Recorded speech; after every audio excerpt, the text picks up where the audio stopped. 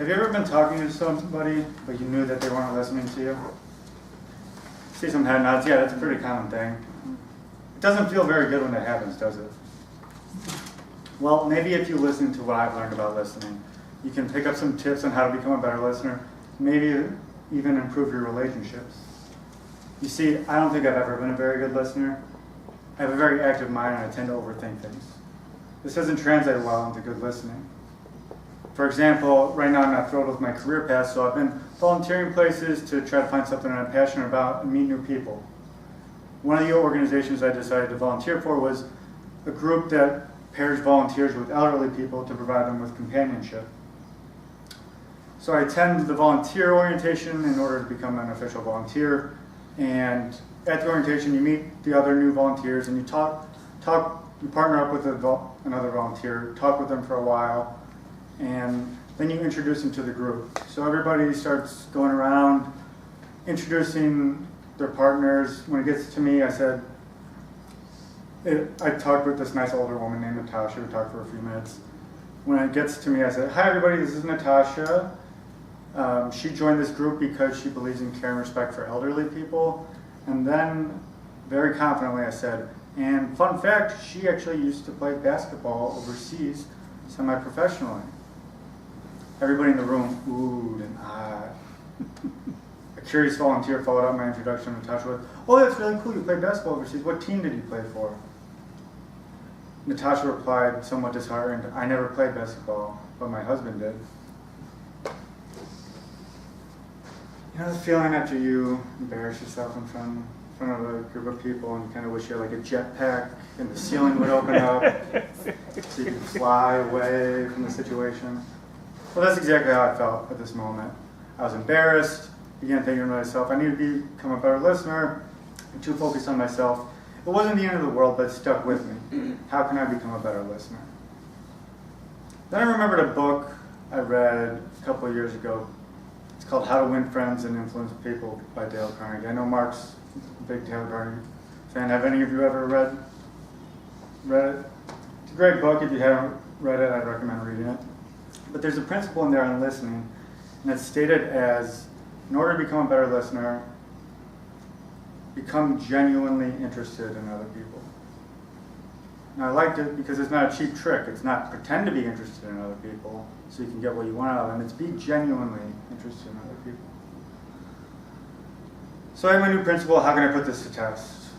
Just so happens as part of my journey of self-discovery, I joined another organization. This one's called Better Angels, and they get volunteers to moderate groups from opposite sides of the political spectrum so they can have civil discussions about politics. It seemed like a cause I was definitely interested in, so I decided to attend one of their skills workshops. As luck would have it, one of the skills that they were teaching at the workshop was listening, because sometimes when people are having political discussions, they don't listen to each other.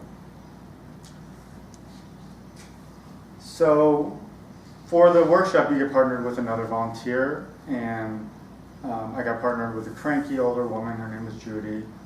And the exercise is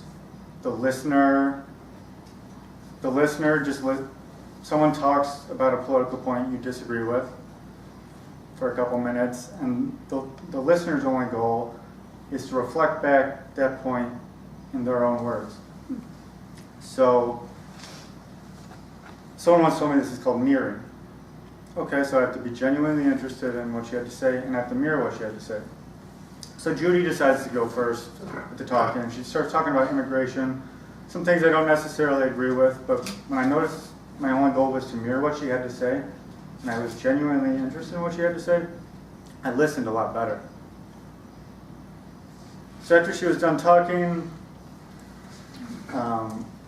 I said, "Oh, okay, Judy, so you're concerned about the financial and security risks that immigration costs the United States?" And she said, "Yes, exactly. You're a great listener." I've never heard that in my entire life. That's the first time anyone's ever said that to me. What struck me, though, was not that she said I was a good listener.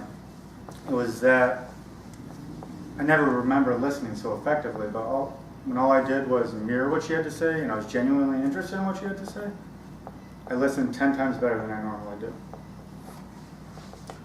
So you might be thinking to yourself, why should I care? Why should I listen to anybody? Well, first of all, you can avoid embarrassing yourself like I did in front of a group of people, and maybe next time it's in a meeting with your boss or you have spirits talking to you and you need to listen to them. But also, I noticed that when I started listening to people, it really improved my relationships, because when you actually hear what someone has to say, they respond a lot more positively to you.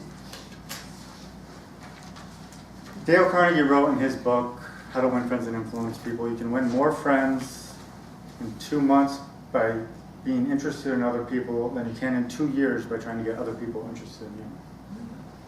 In other words, listening is important. So next time you want to brag about your sweet vacation, let someone else do the talking and listen up. Thank you. Okay.